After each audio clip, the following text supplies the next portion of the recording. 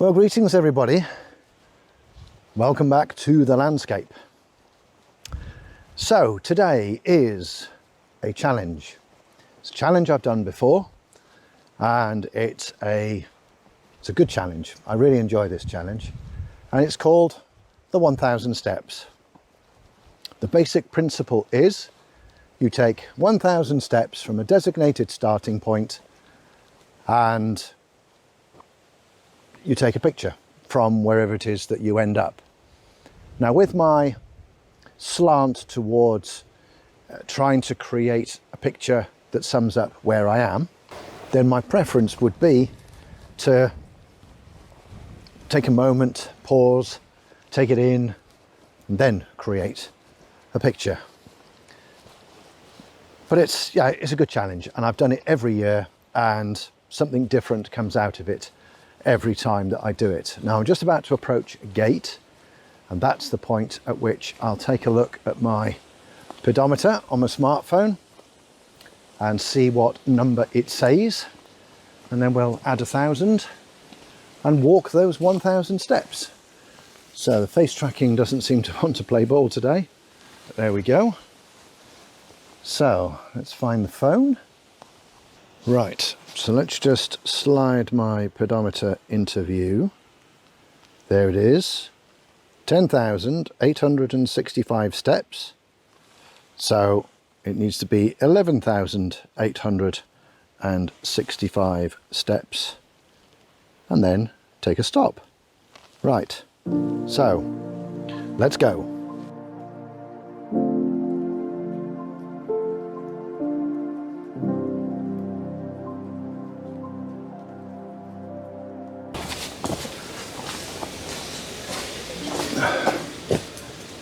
We are that number. Keep going.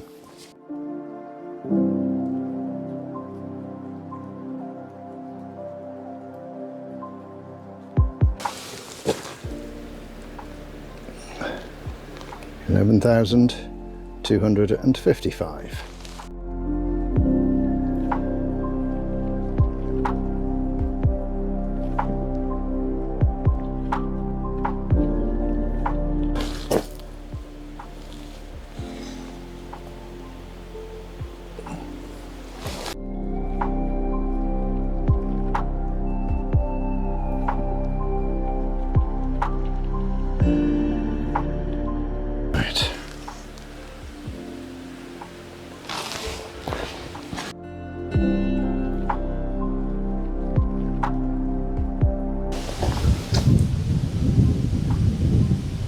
I think let's call it there. Okay, so my tripod marks the spot. Just going to do a quick 360 all around so you can see where I am. That tree there, that's quite an interesting shape. There's a woodland path there, all sunlit. That's quite, maybe it's a bit obvious, but it's there. And then if we come round here, there's another path, which is the one that I just walked down. And the other thing that's caught my eye is this canopy here draped over the water. So as is normal process for me, I'm just taking a minute to look around what's about me, but also just thinking back on my experience walking here. So it's quite a breezy day today, which is why you're set up the way you're set up, so that hopefully the wind is behind me and you're not getting a lot of wind noise. But the wind is a factor. I can hear the leaves in the canopy blowing. The sunlight is coming and going. The water in front of me is moving, although that's more of a point in time right now experience rather than one that I encountered as I did the 1000 steps. So maybe that shouldn't have such a loud voice. The woodland behind you that you saw in the 360 very messy, very cluttered. And I've got to say, I didn't necessarily notice a cluttered and untidy woodland as I walked along here. So in my head, that doesn't quite fit. This tree over here that I pointed out in the 360, again, I mean, it's a lovely shape, but there's lots of other stuff going around interfering with its shape. So, I mean, I'm not suggesting for one moment that I'm going to create a competition winner here, but, you know, I'd like it to be a decent image. So out of everything that I'm looking at currently, I think it would be that canopy there.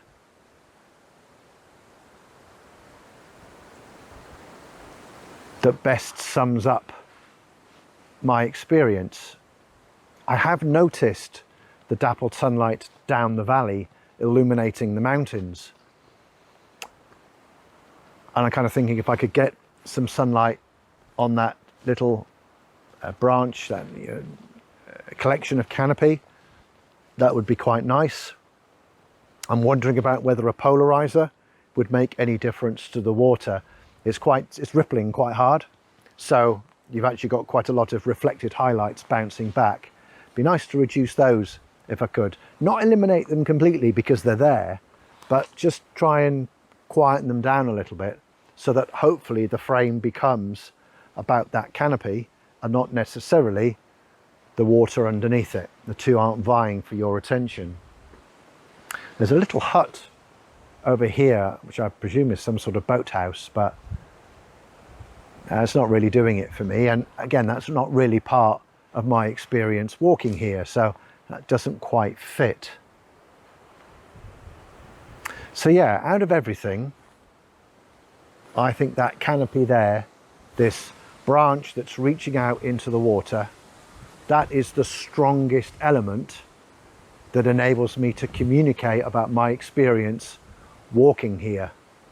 I'm just going to get the polarizer out and just see how much polarization would be produced, because the water behind it is quite glary. Yeah, a bit. Yeah, a bit. I think it does make a difference. Not massive, but it's there. But I think I do need some sunlight on that branch or canopy or whatever you want to call it, reaching out over the water. So I think I'm going to move you here, and then we'll have a little bit of a compositional talk, and we'll just wait for that lovely moment, hopefully, where I get, because the sun is over here, so I think we should get some sunlight on that branch, which will then complete the story for me. So what I'm going to do, yeah, I'll put you on the tripod, and then we'll have a chat about it. So let me just put you there. Okay, so hopefully you can see my bit of greenery that drapes over the lake. Let me just clean up the view a little bit. There we go. Yeah, I mean, yeah, it sums up my experience. If I use the polarizer, hopefully you can see the difference a polarizer does make. It does help to take some of the glare out, though it is a little bit hit and miss. There, that's probably as good as I'm going to get. But hopefully you can see, let me find a helpful twig. Hopefully you can see that this area of the image is very, very bright in comparison to this area. So I was just having a little bit of an experiment with trying to fill the frame just with that bit. Let me just focus it. I think that might help. There we go. And I also wondered, I made it square. Does that help to contain what's going on? Because it is well documented that a square is good to highlight a subject. And that is precisely what I've got, a subject. Now what I'm just trying to find is a focus point that sits on that branch. And the reason for that, I will explain in a moment. There we go. Right. So, just recompose. So, hopefully you can see I've deliberately gone for f2.8. Don't quite know why I was on program.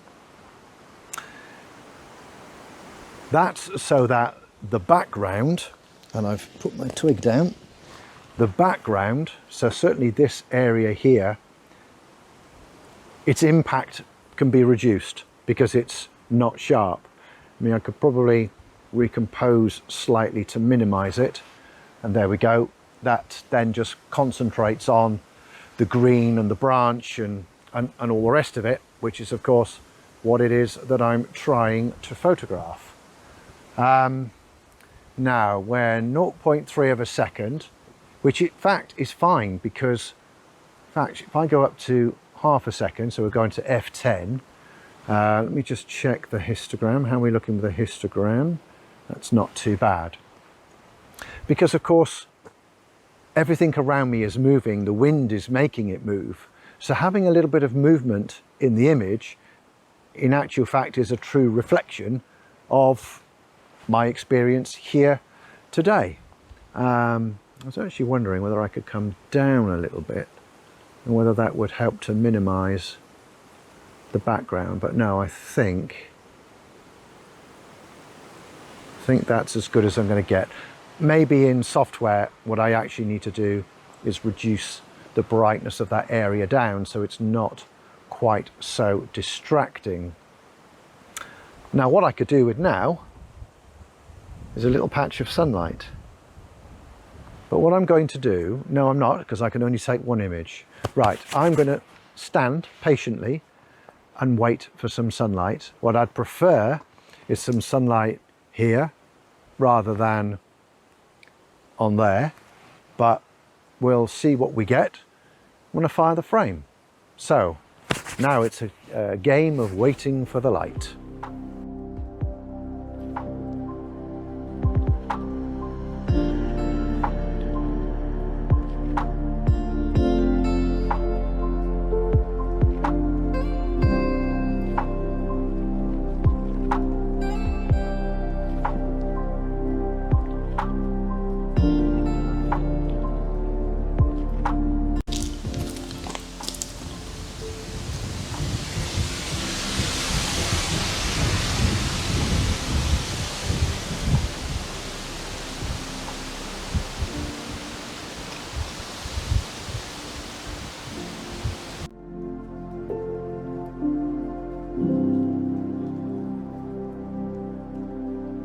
Well, you've seen the final image. I haven't, although it looked okay on the back of the camera, to be fair. I had to wait for my moment. In fact, I very nearly missed it. I'd gone wobbling off, and all of a sudden I just saw this spot, or either saw a spot of sunlight, or I just felt the light temperature around me go up and came hurtling back over. So I very nearly missed it in my musings and womblings, but I think I caught the moment and I probably made the best of it. Now, coming away with an award-winning image, an absolute belter, isn't the point of this exercise. The point of the exercise is to push you out of your comfort zone, put constraints around what you're doing, and force you to think differently and force you to make something of what you've got in front of you, rather than just give up and walk on by. And I think that's a helpful exercise. If it's something that's piqued your interest, I'd definitely give it a go. Give it a go in a location you know very well, but then also, like I've done here, really push yourself and actually do it with somewhere that you don't know at all. In fact, I've only wandered through this wood once, and I think that was in the pouring rain with my head down. So, I can't honestly say that I know this place at all. But if this video has been of interest, I'm just putting my tripod down, then please do consider giving it a thumbs up. And if you like landscape photography content, then consider becoming a subscriber. It's free to subscribe and you can unsubscribe at any time. I'm going to go and have another womble around this wood and explore it a little bit more. But until we're next back out in the landscape, everybody stay well, stay safe and take care of yourselves. Cheerio for now.